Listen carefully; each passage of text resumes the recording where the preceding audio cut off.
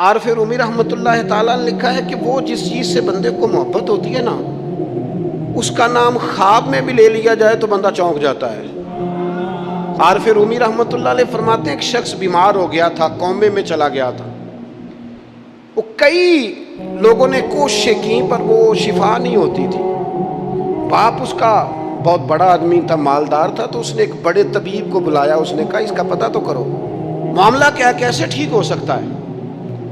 تو وہ طبیب کہنے لگا کہ یہ نہ کسی سے محبت کرتا ہے، جس سے محبت کرتا ہے اس سے بچھڑ گیا ہے اور اس غم میں اس کیفیت میں چلا گیا، دوائیاں شوائیاں اثر نہیں کریں گی۔ تو وہ کہنے لگا اب ہمیں تو پتہ بھی کوئی نہیں کس سے اس کا پیار ہے، کس دوست کی کس محبوب کی جدائی میں یہ پریشان ہے، تو کیسے پتہ کریں۔ تو وہ طبیب سیانا تھا، اس نے کہا یہ کون کون سے ملکوں میں جا چکا ہے۔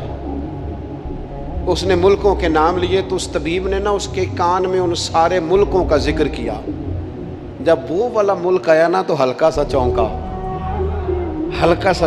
وہ کہنے لگا اب اس ملک کے اندر جتنے شہر ہیں ان کے نام بتاؤ۔ وہ شہروں کے نام لیے تو جب وہ والا شہر آیا نا تو وہ ذرا تھوڑا سا نا اور چونکا، کچھ اس نے اب ہاتھ پیر بھی ہلانے شروع کیے، کہنے لگا اب اس شہر کے اندر جتنے محلے ہیں نا ان محلوں کے نام لو۔ اب وہ جو ایک ایک کر کے محلے کے نام لینے لگے تو جب وہ والا محلہ آیا نا، شہر بغداد دی کی یہ نشانی، اچیاں لمیاں چیراں، شہر بغداد دے ٹکڑے منگساں تے کرساں میراں میراں۔ عارف رومی کہتے ہیں وہ جب اس محلے کا نام آیا نا تو وہ پورا چونک گیا۔